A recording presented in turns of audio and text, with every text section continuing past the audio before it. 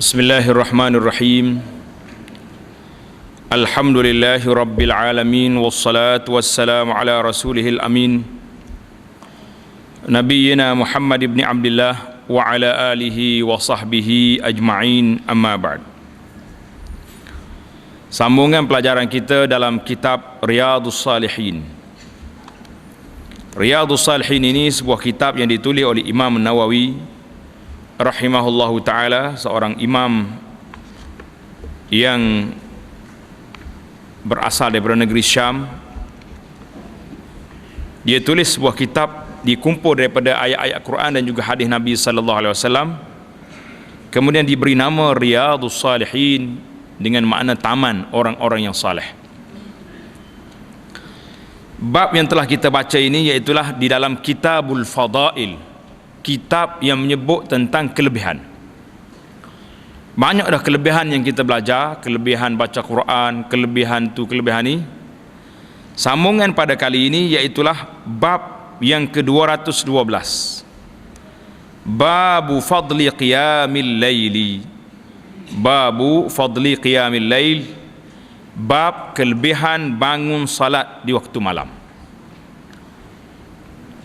Kelebihan salat di waktu malam ini satu perkara yang tidak dipertikaikan oleh mana-mana, tetapi yang menjadi masalah besar kepada kita, bagaimana nak bangun malam untuk beribadat. Ini jadi persoalan. Jadi mudah-mudahan dengan kita baca hadis-hadis Nabi dan baca ayat-ayat Al-Quran yang terkandung dalam kitab Riyadhus Salihin ini, mudah-mudahan akan memberi satu semangat pada kita dengan taufik dan hidayah Allah Azza wa Jalla untuk kita rasa kuat nak bangun. Kalau nak kata kita ni mati tidur tak bangun, tapi ada kalanya boleh bangun, ini jadi persoalan. Ada ketikanya boleh bangun pula tu, pukul 3 apa penuh di kedai kopi, duk tunggu skrin besar. Tapi waktu nak tahajud, yang menjadi satu perkara yang diminta oleh Allah dan Rasulnya sallallahu alaihi wasallam, kita rasa lemah, rasa tak kuat, rasa tak ada tenaga, tak semangat. Kenapa? Jadi ini persoalan kenapa inilah yang kita cuba nak huraikan, kita cuba nak hapuskan daripada diri kita. Imam Nawawi rahimahullahu ta'ala telah memulakan kitab ini dengan memetik ayat Al-Quran. A'udzubillahi minasyaitanir rajim. Wa minal laili fatahajjad bihi nafilatan laka asa an yab'athaka rabbuka maqaman mahmuda. Dari surah Al-Isra ayat 79. Maksudnya, dan bangunlah pada sebahagian daripada waktu malam. Allah perintah kepada Nabi sallallahu alaihi wasallam suruh bangun sebahagian malam. Dia tak kata bangun semua, bangun sebahagian. Kenapa? Sebab manusia ni ada hak dia nak tidur, maka diminta kepada kita supaya bangun sebahagian. Minal lail fatahajjad bihi nafilatan laka, dan bertahajudlah, maka lakukanlah salat tahajud padanya, nafilatan laka, sebagai suatu amalan sunnah untuk kamu. Asa an yab'atsaka rabbuka maqam mahmuda, mudah-mudahan Tuhan akan mengangkatmu pada hari akhirat nanti di tempat yang terpuji. Ini Allah Subhanahu wa ta'ala sebut kepada kita supaya galakkan untuk bertahajud. Ayat ini diberi kepada Nabi kita sallallahu alaihi wasallam, suruh bangun pada peringkat awalnya. Maka Nabi kita bangun. wa minal laili fatahajjad bihi nafilatan lak. Dan ayat yang kedua, tatajafa junubuhum anil madaja', daripada surah As-Sajdah yang selalu kita baca, surah Sajdah selalu kita baca.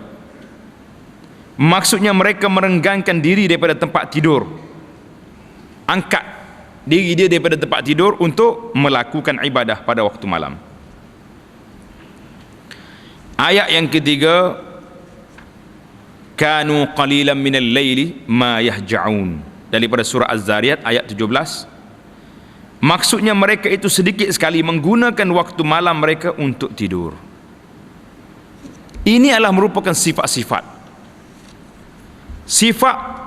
Allah Taala beri kepada Nabi kita sallallahu alaihi wasallam tentang sifat orang yang akan menerima tanggungjawab yang besar, iaitulah sifat apa? Bangun malam. Disebut dalam Quran ini dengan asa an yab'atsaka rabbuka maqam mahmuda. Asa. Para ulama tafsir ketika menjelaskan makna asa ini, mudah-mudahan ini daripada Allah Azza wa Jalla, dengan makna bukan harapan, tapi dengan makna satu perkara yang mesti berlaku. Itu maksudnya, satu perkara yang mesti berlaku. Imam Nawawi rahimahullahu ta'ala telah menyebut dalam muqaddimah pada Qiyamul Lail ini dengan 3 ayat. 3 ayat ini yang menyebut tentang hadhihi min awsafil muttaqin, di antara sifat-sifat orang yang muttaqin yang Allah Ta'ala perjelaskan kepada kita kedudukan mereka, yang Allah Ta'ala beri kepada sediakan bagi mereka jannatin wa'yun, syurga-syurga dan mata air yang besar. Apa dia sifat dia? Kanu qalilan minal laili ma yahja'un. Mereka itu sedikit pada waktu malam untuk tidur. Apa yang dia buat? Duk buah, duk dengar cerita? La. Mereka itu yashtaghiluna bil qiyami wat tahajjudi wa qiraatil Quran. Mereka sibuk dengan berqiyam. Apa makna qiyam? Berdiri pada waktu malam. Sibuk dengan tahajud, duk salat. Sibuk dengan baca Quran dan lain-lain ibadat pada waktu malam. Ada sebahagian ulama, orang soleh malam bertahajud. Ada juga di kalangan mereka menghidupkan waktu malam ini. Pada waktu malam dia pergi cari di mana ke rumah orang pakai miskin, dia pikul barang-barang, pikul makanan, pergi letak di tangga orang ni. Orang miskin ni sedar tidur, esok tengok, Masya Allah rezeki mari, ambil. Jadi kerja-kerja ni dia panggil kerja-kerja kebajikan yang telah dibuat oleh mereka. Banyaklah hadis-hadis tentang yang menyebut tentang kedudukan kelebihan yang Allah Ta'ala telah beri kepada mereka. Jadi dalam beribadat pada waktu malam ini disuruh kepada kita bangun pada waktu malam. Tatajafa junuhum anil madaji'i, kita baca perabi ayat yang baru sedap. Yad'una rabbahum khaufan wa tama'an wa mimma razaqnahum yunfiqun. Tengok, ini sifat dia. Tatajafa junubuhum, mereka mengangkat, merenggangkan diri pada tempat tidur untuk melakukan ibadat pada waktu malam. Kenapa? Yad'una rabbahum, ini sifat. Kena sambung cerita ayat tu. Yad'una rabbahum, mereka berdoa kepada Tuhan. Khaufan wa tama'an. Khauf, takut pada azab Allah. Tama' kepada apa? Kepada rahmat, kepada keampunan, kepada syurga yang Allah Ta'ala janjikan. Wa mimma razaqnahum yunfiqun. Sifat mereka lagi, mereka telah merezekikan apa yang Allah Ta'ala nafkahkan pada mereka. Allah Ta'ala beri rezeki pada kita, yunfiqun, beri nafkah. Jadi Allah Ta'ala telah memberi sifat-sifat yang besar ini, sehingga Nabi kita sallallahu alaihi wasallam telah diarah supaya bangun malam kerana Tuhan nak campak pada diri dia benda yang berat. Ya ayyuhal muzammil qumil laila illa qalila, ya ayyuhal muddathir qum fa'anzir wa rabbaka fakabbir wa thiyabaka fatahhir, Jadi semua itu arahan-arahan yang menunjukkan kepada kedudukan apa yang telah diberi oleh Nabi sallallahu alaihi wasallam, Allah Taala beri kepada Nabi dan para sahabat. Ini mukaddimah sikit tentang ayat. Kita masuk kepada sambungan hadis. Hadis yang ke-1160. Hadis yang ke-1160 ni, wa an Aisyah radhiyallahu anha qalat, kana an-nabiy sallallahu alaihi wasallam yaqumu min al-lail hatta tatafattara qadamah. Kana an-nabiy sallallahu alaihi wasallam yaqumu min al-laili hatta tatafattara qadamahu. Faqultu lahu lima tasna'u hadha ya Rasulullah wa qad ghufira laka ma taqaddama min dhanbika wa ma ta'akhkhar. Qala afala akunu abdan syakura. Muttafaqun alaih. Wa anil Mughirah bin Ibn Syu'bah nahwahu muttafaqun alaih. Maksudnya dari Aisyah radhiyallahu anha, katanya Nabi sallallahu alaihi wasallam berdiri untuk bersembahyang malam. Tengok setakat mana, sehingga pecah-pecah kedua tapak kakinya. Allahu akbar. Dia berdiri salat malam sampai pecah tapak kaki dia. Aisyah sebagai seorang isteri berasa kasihan ke Nabi sallallahu alaihi wasallam. Kenapa berdiri begini lama sampai pecah kaki ni? Apa sebabnya ya Rasulullah? Maka saya pun berkata kepadanya, Aisyah pergi tanya, ya Rasulullah, mengapa Tuhan mengerjakan sedemikian ini, wahai Rasulullah? Kenapa ni Rasulullah sampai pecah kaki ni? Kenapa? Tak boleh ke berdiri sikit-sikit? Berdiri sekejap je cukuplah. Padahal sudah diampunkan dosa Tuhan yang dahulu dan yang kemudian. Nabi ini dikira seorang yang tidak berdosa, tak berdosa, maksum minal ismi. Nabi ini orang yang tak berdosa, tak ada dosa dia. Tapi kenapa dia bangun juga berdiri? Ini cantik tak cantik? Apa yang ditanya oleh Aisyah ni comel tak comel? Comel. Kenapa Rasulullah buat ni sedangkan Rasulullah tak berdosa? Maka Nabi jawab, qala afala akunu abdan syakura. Wahai Aisyah, tidakkah patut saya ini menjadi seorang hamba yang bersyukur? Patutkah tidak aku ni jadi seorang hamba yang bersyukur? Tak. Ini menunjukkan bahawa Nabi sallallahu alaihi wasallam menjadikan amal-amal yang baik itu, amal yang saleh itu sebagai tanda dia bersyukur pada Allah. Tak cukup lagi kalau kita kata alhamdulillah, syukur, itu kata dengan mulut. Tapi bila kita lakukan ketaatan kepada Allah, maka itulah yang dinamakan dengan syukur. Syukur apa tu? Syukur dengan anggota kita. Syukur dengan anggota. Alhamdulillah, syukur dengan lidah. Syukur dengan anggota iaitulah syukur dengan melakukan ibadat pada Allah Azza wa Jalla. Ini hadis ini kena tanda lah. Kalau boleh ada nota, ada kertas tanda, sebab kita tak sempat nak buat syarah dia ni. Hadis ini menunjukkan bahawa Nabi sallallahu alaihi wasallam melakukan ibadah sampai pecah kaki dia ni untuk apa? Mahabbatuhu laha, kerana menunjukkan Nabi kita sangat sayang kepada ibadat pada Allah Azza wa Jalla. Nabi kita ibadat. Kita ni suka buat satu benda kalau kita gembira, betul tak? Kalau orang suruh kita buat benda yang kita minat, Allahu Akbar, rela tak tidur tak apa, sebab minat nak buat satu benda, sayang pada benda, nak suruh jadi, nak suruh sempurna, sanggup kita bekerja siang malam. Nabi SAW nak menunjukkan dia ni syukur pada Allah. Allah pilih dia dari kalangan manusia menjadi Nabi.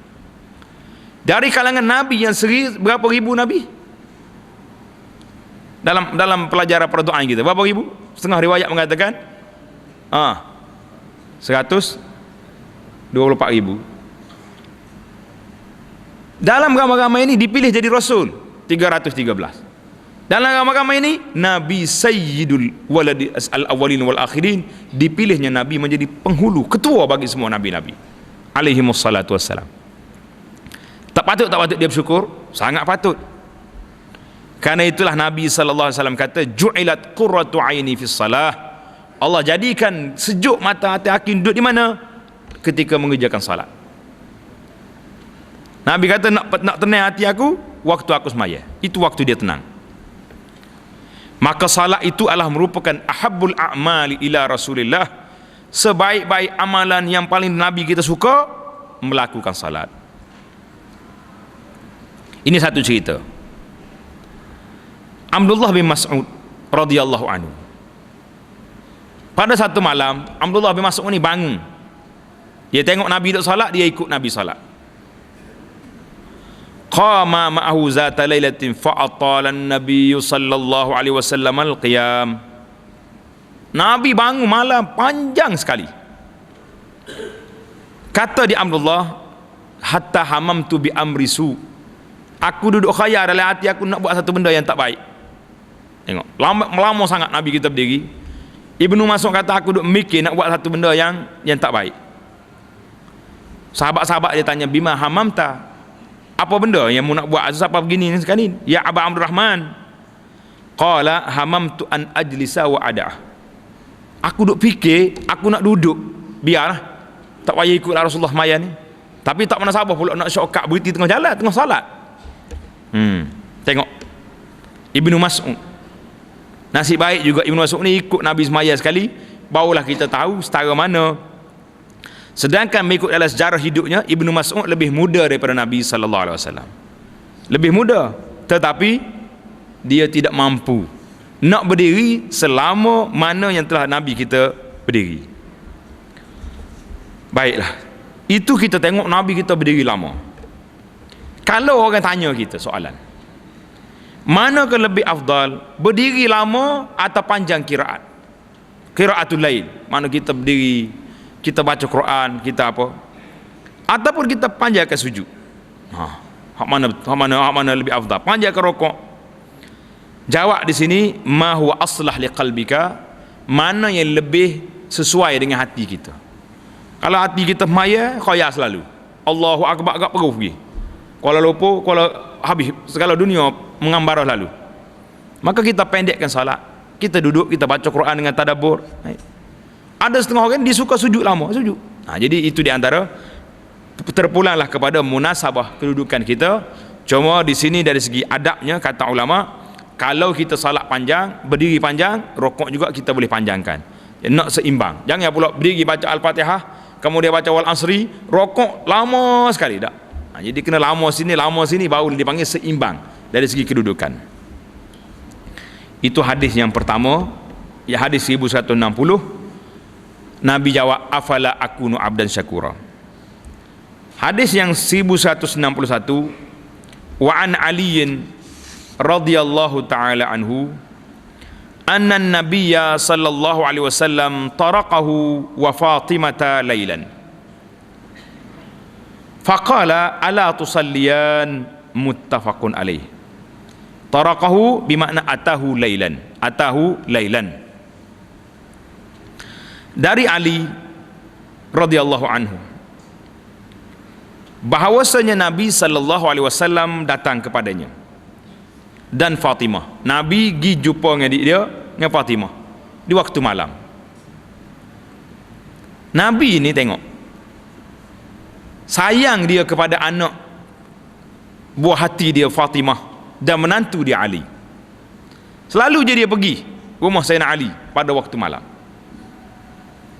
Jadi Nabi kita pergi kali ni, dia tengok Ali dan Fatimah ni tidur. Faqala, kata Nabi, ala tusalliyan, apakah engkau berdua tidak bangun sembahyang? Mu tak bangun salat? Hai, comel juga ni. Hadis ni muttafaqun alaih, diriwayat oleh Imam Bukhari dan Muslim. Kita kena belajar daripada hadis ni. Nabi pergi ziarah anak dengan menantu dia malam, pagi.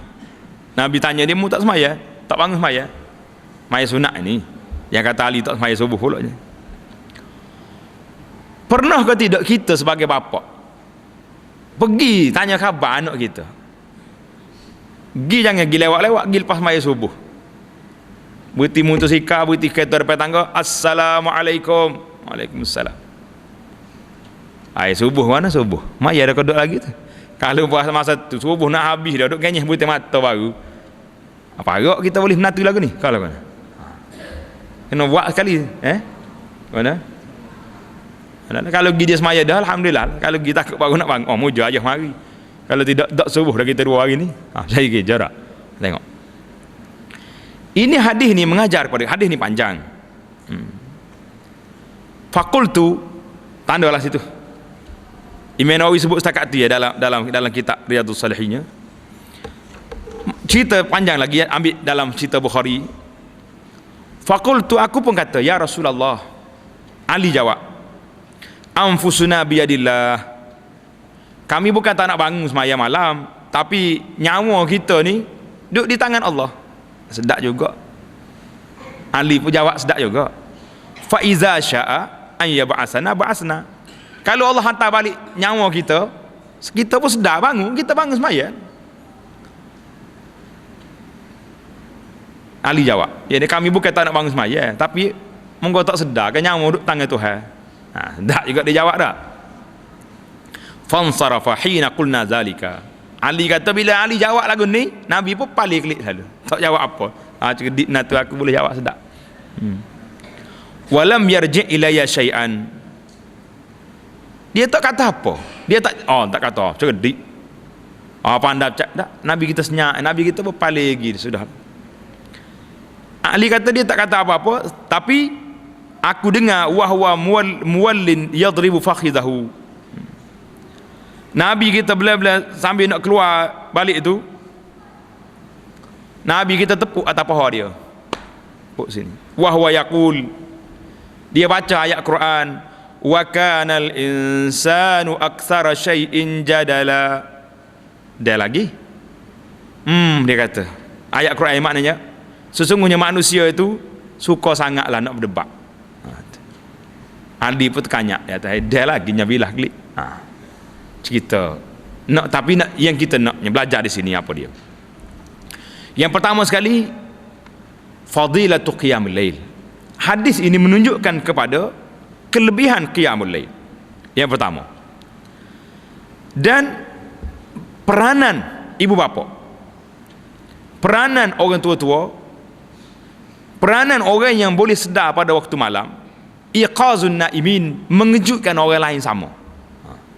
Rumah Ali dengan Fatimah dekat dengan rumah Nabi, bukan kata pergi kapal lain kena naik kereta apa, tidak, sebelah rumah tu je. Sebelah rumah dia ya, dia pusing masuk. Jadi ini tanda dia kelebihan qiyamul lail, dan orang-orang yang boleh bangun hendaklah mengejutkan keluarga dia yang tak bangun. Mana kalau kita anak kita duduk sekali dengan kita, ayah tu ketuk pintu, Assalamualaikum, anak aku nak subuh dah ni, tahajud dulu sikit, boleh sekat dua rakaat, witir boleh 2-3 rakaat. Kan sedap tu bahasa tu. Tak tahu hanya kena 2-3 hari lagu ni.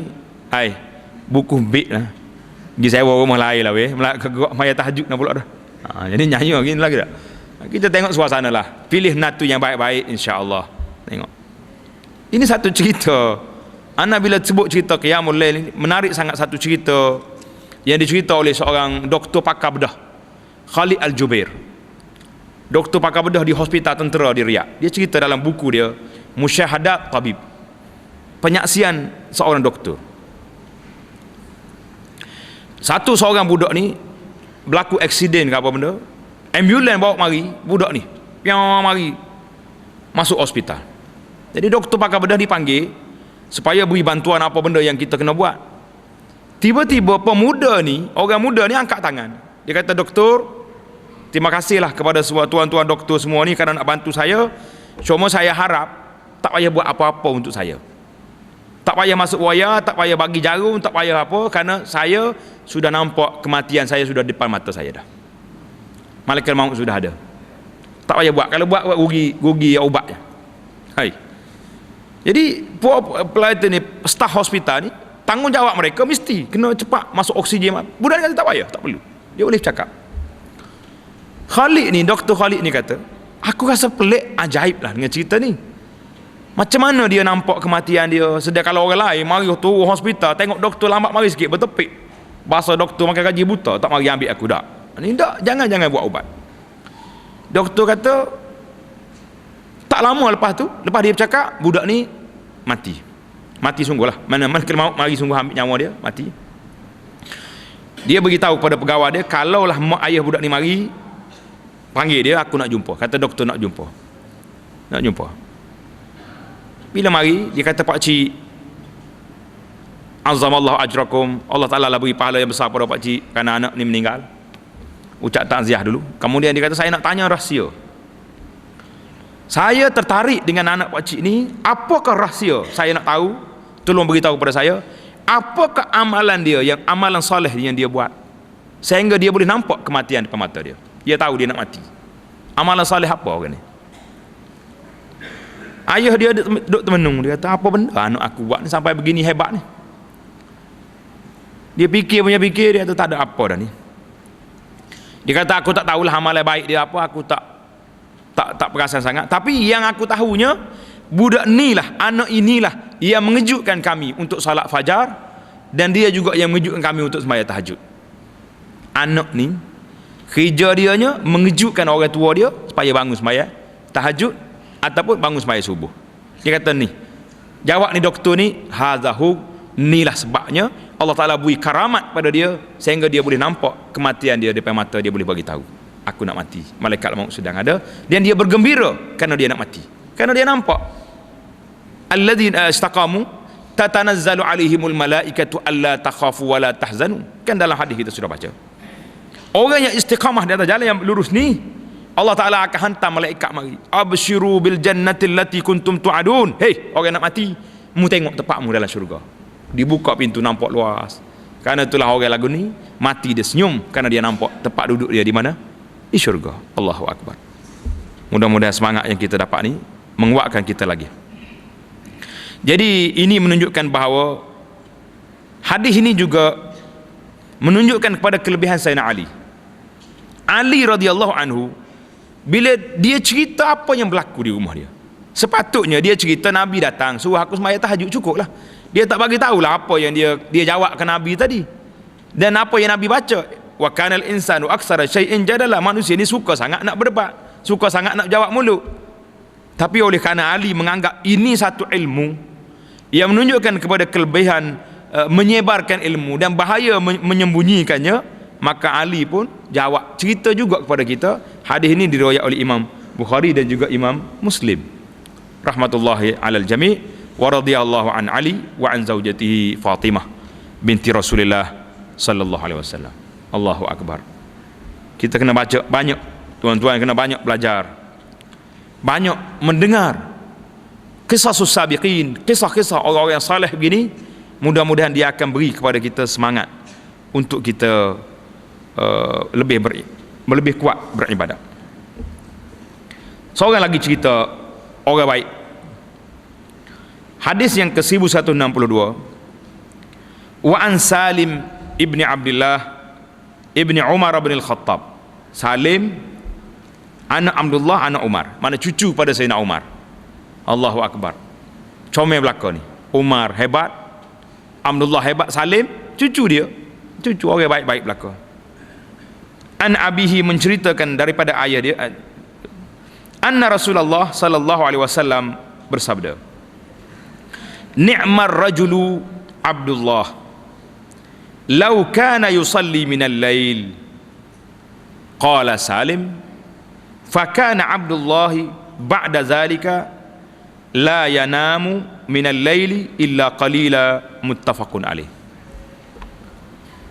Dari Salim bin Abdullah bin Umar bin Khattab radhiyallahu taala anhum, dari bapaknya Salim, bahawasanya Nabi sallallahu alaihi wasallam bersabda, dari Abdullah, ayah dia sendiri, Nabi kata apa? Sebaik-baik orang laki-laki itu ialah Abdullah, Nabi puji Abdullah bin Umar. Sebaik-baik lelaki itu Abdullah. Tapi apa jadi baik itu? Andai kata ia suka bersembahyang pada waktu malam. Nabi puji, baik budak tu kalau dia sembahyang malam. Kata di Salim, sejak saat itu Abdullah tidak tidur waktu malam kecuali sedikit saja. Dia tidur sekejap je, waktu lain waktu dia bangun tahajud. Kerana apa? Kerana nak merealisasikan apa yang telah Nabi sallallahu alaihi wasallam menceritakan kepada dia itu. Cerita sikitlah, cerita Salim, cerita Abdullah bin Umar. Kata di Ibnu Umar, Abdullah bin Umar ni orang muda, kanak-kanak lagi, masih muda waktu dia hidup sekali dengan Nabi itu, dia muda. Orang laki-laki di kalangan sahabat Rasulullah sallallahu alaihi wasallam, ramai di kalangan mereka telah bermimpi, tengok mimpi, dalam mimpi di zaman Nabi. Para sahabat bila dia mimpi, dia akan beri cerita mimpi ni kepada siapa? Kepada Nabi sallallahu alaihi wasallam. Kita hari ni kalau kita mimpi nak cerita ke siapa? Cerita siapa? Tak ada orang pandai takbir mimpi. Buat karut ada tak? Jangan, mimpi ni jangan dicerita kepada semua orang. Tak bagus. Kena cerita kepada orang-orang tertentu. Kita rasa orang ni boleh takbir mimpi, cerita. Itu pun mimpi yang baik-baik. Kita belajar kan dalam adab mimpi dalam perisai Muslim tu. Kalau kita mimpi tak baik, jangan cerita. Kita kena ludah belah kiri 3 kali. Ludah 3 kali. Jangan cerita kepada orang. Kalau cerita dia jadi. Kita mimpi barang kita kena curi. Kita pagi esok pagi lagi, oi, saya semalam motosikal saya kena curi, mimpi. Pergi tak ada habis cerita. Keluar kedai kopi tak ada dah motosikalnya kat demo. Jangan cerita ke orang. Diam, senyap. Ludah 3 kali. Auzubillah minasyaitanirrajim. Kalau boleh bangun ambil wuduk semaya, minta doa ya Allah supaya jangan jadi mimpi karut tadi. Jangan cerita kepada orang mimpi tak baik. Mimpi baik pun jangan cerita kepada orang, kecuali orang yang kita percaya saja, sebab dia akan menimbulkan iri hati. Oh, dia tu mimpi dapat masa sedih besar. Lagu mana mula nak sakit hati, jangan mimpi. Jadi Abdullah duk tengok orang mimpi. Bila mimpi pergi ceritakan Nabi. Dia kata, wa ana ghulamun hadisus sin. Aku seorang kanak muda yang masih umur muda. Rumah akunya, tengok mana rumah dia. Ni dengar orang muda-muda ni. Wa baiti al masjid. Rumah tempat aku duduk di masjid tu lah rumah dia. Dia tak balik sangat rumah dia. Pak duduk di rumah di masjid, dia dengar Nabi kuliah, dia duduk di masjid. Sebelum dia kahwin, dia kata, lepas kahwin tidur masjid lagi janganlah, kena habaq klik. Bini di rumah siapa nak jaga? Ni kacau juga tak? Ibnu Umar kata, waktu aku tak kahwin aku tidur di masjid. Lepas ada kahwin balik rumah. Aku duduk mimpi, dia kata, aku ni kalau ada mimpi juga aku nak pergi cerita kat Nabi sallallahu alaihi wasallam ni. Jadi tiba-tiba satu malam dia tidur. Falamma taja'a lailatan qultu. Bila dia nak tidur satu malam, dia pun doa, Allahumma in kunta ta'lamu fiyya khairan fa arini ru'ya. Sedap cerita. Ya Allah, kalau mu tahu aku ni ada kebaikannya dalam diri Abdullah bin Umar ni, fa arini ru'ya, tunjuk aku mimpi. Aku nak mimpi juga supaya orang lain mimpi. Dia sudah doa, dia tidur. Bila dia tidur, mari 2 orang malaikat. Mimpi sungguh dia. Mari 2 orang malaikat, di tangan fi yadi kulli wahidin minhuma, setiap tangan malaikat ni ada hadid, ada tali besi. Tarik aku, bawa ke neraka, pergi tengok masuk dalam neraka Jahannam. La haula wala quwwata.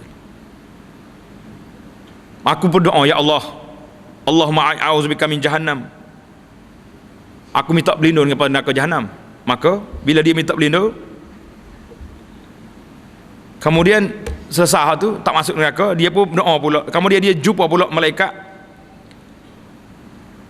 yang ada fi yadihi muqammad min hadid, yang di tangan dia ada juga tali hopsi sani. Faqala lam tura'i ni'mar rajul anta law tuksiris salah. Hei Abdullah, dia kata, malaikat yang lain pula cerita, mu ni tak jaga kedudukanmu ni. Mu ni akan jadi orang baik kalau mu banyak sembahyang. Kemudian dia tarik pula aku pergi sampai di tepi neraka Jahannam. Aku tengoklah bagaimana yang tengok orang-orang dalam neraka tu yang kena diikat dengan kata macam-macam cerita. Dan aku kenal beberapa nama. Aku kenal beberapa nama orang Quraisy, penjahat-penjahat dengan aku tengok dalam mimpi dia ni.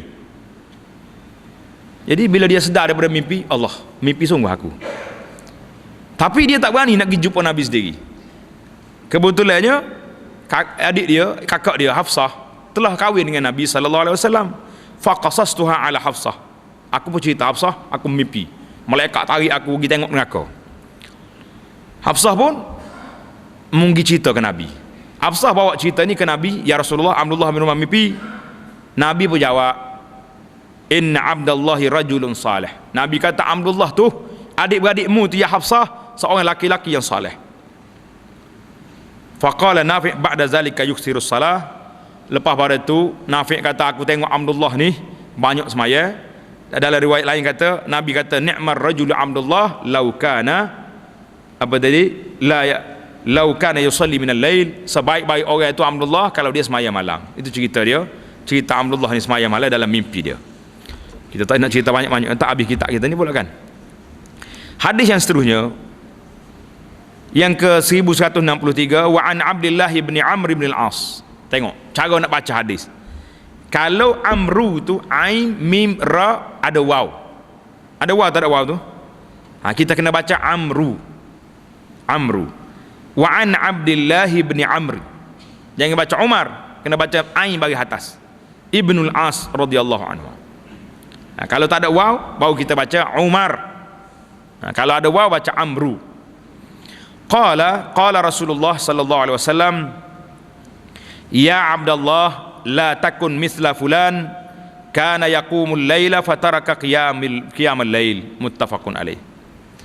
Nabi kata apa? Dari Abdullah bin Amr bin al-As radhiyallahu taala anhum, katanya Rasulullah sallallahu alaihi wasallam bersabda, wahai Abdullah, janganlah engkau menjadi seperti si fulan.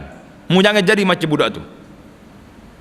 Dahulu dia suka sekali bangun bersembahyang waktu malam, tetapi kini meninggalkan bangun sembahyang malam. Nabi kita larang daripada orang dulunya sembahyang malam kemudian tak bangun sembahyang malam. Ini Nabi kita jangan jadi macam orang itu. Kenapa? Ini menunjukkan kepada kelebihan solat malam tu sangat lebih kedudukannya. Hadis yang ke 1164, wa an ibni Mas'ud radhiyallahu anhu qala, zukira 'inda an-nabi sallallahu alaihi wasallam rajulun nama lailatan hatta asbah. Qala zaka rajulun bala syaitanu fi uzunaihi atau qala fi uzunihi. Muttafaqun alaih. Daripada Abdullah bin Mas'ud katanya, ada seorang laki-laki yang disebut-sebut di sisi Nabi sallallahu alaihi wasallam. Ada orang laki-laki, yakni bahawa orang tersebut tidur di waktu malam sampai pagi, yakni tidak bangun bersembahyang malam. Sudah dia. Lalu Rasulullah sallallahu alaihi wasallam bersabda, orang itu sudah dikencing oleh syaitan dalam kedua telinganya ataupun di telinganya. Berat kita ni. Berat ke tak berat? Berapa banyak dah air kecil masuk dalam telinga ni? Sudah kejar. Berat tak? Kalau kena tiap-tiap malam kena kecil ke syaitan, sombak molek telinga ni. Hak tu yang sedar bau hacingnya tak? Kalau tak bau hacing, dia kecil syaitan, bukan macam kecil orang. Jadi syaitan kecil dalam telinga, orang tak bangun sembahyang. Hadis yang seterusnya 1165, wa an Abi Hurairah radhiyallahu anhu anna Rasulullah sallallahu alaihi wasallam qala, yaqidu syaitanu ala qafiyati ra'si ahadikum idza huwa nama thalatha uqadin yadribu ala kulli uqdatin alaika laylun tawilun farqud fa in istayqaza fa zakara Allah ta'ala in halat uqdatun fa in tawadda'a in halat uqdatun fa in salla in halat uqaduhu kulluha fa asbaha nashitan tayyiban nafsi wa illa asbaha khabithan nafsi kaslan. Muttafaqun alaih. Qafiyatur ra'si ay akhiruhu. Dari Abu Hurairah radhiyallahu anhu katanya, Rasulullah sallallahu alaihi wasallam bersabda, syaitan akan membuat ikatan pada hujung kepala seorang di antara kamu semua sebanyak 3 ikatan. Bila seorang itu tidur, syaitan mari ikat 3 kali ikat. 3 simpulan tali syaitan ikat jikalau dia tidur.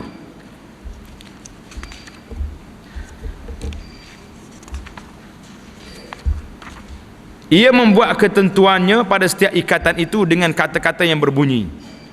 Dengar ni. Syaitan kata apa? Bila dia ikat satu, dia kata urqud lailun tawilun farqud. Engkau telah memperoleh malam yang panjang, maka tidurlah terus. Kau tak aja dengar syaitan kata ni. Dengar ke tidak masa kita nak tidur? Kalau dengar, lari tak tidur kita tak? Tapi dia kata, dia ikat satu tali, lailun tawil farqud, malam panjang lagi, tidurlah. Tidur. Ikat yang kedua kata pula, ikat yang ketiga kata pula, jikalau orang itu bangun, bila kita sedar tidur, lalu berzikir pada Allah, alhamdulillahilladzi ahyana ba'dama amatana wa ilaihin nusyur. Zikir tak zikir? Zikir. Maka terurailah sebuah ikatan dari dirinya, teromboklah satu, terungkai satu ikatan syaitan. Selanjutnya jika ia terus berwudu, bangun ambil wudu, lalu terurailah pula satu ikatan lagi, dan seterusnya jika ia sembahyang, maka terurailah ikatan seluruhnya. Jadi nak bangun zikir dulu, ambil wudu dan salat, hilanglah ikatan tiga-tiga. Sehingga berpagi-pagi ia telah menjadi bersemangat serta berhati gembira.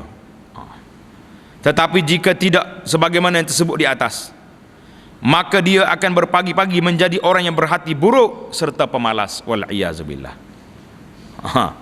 Kalau bangun ni tak salat, orang ni jadi hati buruk. Sama ada hati jahat nak ngenak kau orang, ataupun tak semangat nak buat ibadat, buat benda baik, tidak bersemangat. Qafiyatur ra'si ni tempat dia ikat di mana? Iaitulah hujung penghabisan kepala, ikat atas kepala, ikat 3 simpulan ni atas kepala orang. Ingatlah, kalau sedar tidur tu rasa sini, ada ke tak? Ada? Tak ada ikatan dia. Yang dia adanya ada maknawi. Baik, kita tengok sikit cerita syaitan sikit, tanda baik-baik. 2 hadis ini menunjukkan, hadis yang 16465 ni menunjukkan kepada hadis kelebihan bangun salat malam. Jadi siapa dia tidur waktu malam sehingga tak bangun tahajud, maka syaitan akan kencing dalam telinga dia. Ada juga setengah ulama mengatakan kalau tak bangun semaya subuh, syaitan kena kencing. Kalau hak ni tahan sikit tak? Tahan sikit lah. Kalau tidak, berat benar. Sebab apa kena kencing ke syaitan? Sebab waktu orang azan dia tak pergi. Itu maknanya syaitan duk kecil, sombak telinga dia. Dia tak dengar azan. Ataupun dia dengar, tapi telinga dia dah kebas dah. Seolah-olah macam tak dengar. Dengar orang azan, tapi tak dengar. Pasal tu tak pergi masjid tu. Ni ramah tak ramah ni? Berat kita kali ni tak? Baiklah, beberapa faedah dalam hadis. Yang pertama, tanda anna syaitana yabul. Syaitan ni sifat dia kecing. Syaitan sifat dia kecing. Satu, walaupun kita tak aja tengok, tak apalah, kita dengar hadis kata bala syaitanu fi uzni. Syaitan kecing dalam telingamu. Yang kedua, syaitan yakulu wa yashrab. Dia makan, dia minum. Syaitan makan juga. Mana dalil syaitan makan? Dalilnya hadis Nabi SAW. Nabi kata, la yakulu ahadukum bishimalihi. Jangan seorang kamu makan dengan tangan kiri. Makan tangan kiri ni. Makan tak makan buat kita ni. Ramah benar. Kalau makan mungkin kurang sikit, tapi kalau minum, ramah lah minum air ni. Pas kau Tok Haji, Tok Lebah, Tok Ustaz, Tok Ustazah bahar habis, dia kau mau minum air, perak with tangan kiri. Nabi kata jangan makan dengan tangan kiri, wala yashrab bishimali, jangan minum dengan tangan kiri, fa inna syaitana yakulu bishimali. Syaitan makan dan minum dengan tangan kiri. Jadi siapa dia makan dengan minum tangan kiri, orang itu menyerupai syaitan. Tak kata syaitan lagi, dia orang. Berat dia tu, berat tak berat? Amalan ni kena teh molek tu. Tengok, balik rumah kelih anak-anak main tangan kiri, pegang tangan, jangan minum tangan kanan. Tengok isteri minum tangan kiri, pegang, suruh pegang tak minum tangan kanan. Isteri pun tengok suami minum tangan kiri, jangan jangan jadi syaitan, weh, kan nyanyi kata. Dah lah kena kecing, dah lah telinga, tak pergi maya jemaah. Minum tangan kiri juga, dua boleh dia. Yang ketiga, sifat syaitan ni juga, dia muntah. Tanda syaitan muntah. Dia kecing, dia makan, minum, dan dia muntah. Mana dalilnya? Dalilnya, apabila seorang itu makan makanan, dia tak baca bismillah. Tengok makanan sedap, makan kerau, selalu tak baca bismillah. Syaitan makan sekali dengan dia, kerap makan juga. Siapa nak makan sekali dengan syaitan, jangan baca bismillah. Kena doa nak kau. Itu budak pasti. Anak-anak pasti kalau nak makan, Allahumma barik lana bima razaqtana dah.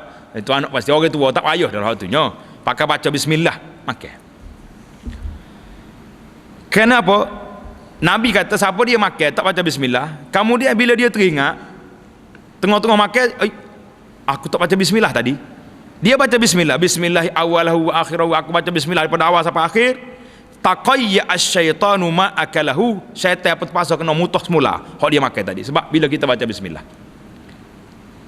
Jadi siapa jangan duk ngenak syaitan. Lama ada orang buat, dia kata aku tak saya baca bismillah, biar syaitan makan pandai aku baca tengah. Sekali ngemu jadi syaitan mutuh, kali dengan syaitan nyanyi dah. Jangan buat kaca nak main dengan syaitan, tak ada kerja.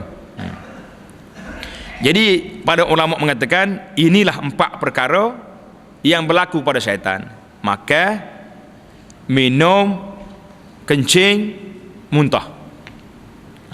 Jadi yang ada dalam hadisnya, Nabi kita sebut 4 perkara. Banyak lagi lah cerita tentang syaitan ikat kita tadi, 3 ikatan, 3 simpulan tadi. Ini adalah benda-benda yang menunjukkan kepada perkara-perkara gaib. Kita percaya dengan apa yang telah disebut oleh Nabi sallallahu alaihi wasallam. Hak Nabi kita kata ni betul belaka. Jangan kata macam mana, sebab macam mana apa, dan Nabi kita bagi tahu tu adalah dia. Yang Nabi kita nak beritahu kepada kita bahawa syaitan ini sifat dia. Dia makan, dia minum, dia kencing. Jadi orang-orang yang tidur tak sedar salat fajar, ada riwayat mengatakan tak sedar salat tahajud ni, orang itu telah dikencing oleh syaitan dalam telinga dia. Jadi mudah-mudahan kita banyak berdoa kepada Allah Azza wa Jalla agar Tuhan bagi pada kita kekuatan untuk bertahajud. Wa minal laili fatahajjad bihi nafilatan laka asa an yab'atsaka rabbuka maqam mahmuda. Tuhan bagi janji kepada Nabi nak angkat darjat yang tinggi. Cerita tentang darjat Nabi yang tinggi ini, alhamdulillah kita telah cerita banyak dah. Saya tak nak ulang lagi malam ni, walaupun dalam syarah kita ni ada ulangan cerita tentang darjat Nabi sallallahu alaihi wasallam, tapi dia panggil apa ni, panjang sangat dia punya huraian kita nanti insya-Allah. Maka kita dengan semangat yang kita ada ni, biarlah kita kuatkan jiwa kita, kuatkan diri kita untuk beribadat pada Allah pada waktu malam, menjadi sifat da'bus salihin, menjadi sifat orang-orang yang saleh, orang-orang yang baik, bahawa mereka ini beribadat banyak kepada Allah Azza wa Jalla. Jadi insya-Allah kita akan sambung lagi dalam kitab Riyadhus Salihin ini dengan hadis Abdullah bin Salam yang mencerita kita perkara-perkara yang kita buat banyak mendapat pahala. Hadis yang ke-1166 insya-Allah kita akan sambung dalam jalsah yang akan datang. Subhanakallahumma bihamdika asyhadu an la ilaha illa anta astaghfiruka wa atubu ilaik. Wa sallallahu wasallam wa barak ala Muhammadin wa ala alihi wa sahbihi ajma'in. Subhana rabbika rabbil izzati amma yasifun wa salamun alal mursalin walhamdulillahi rabbil alamin.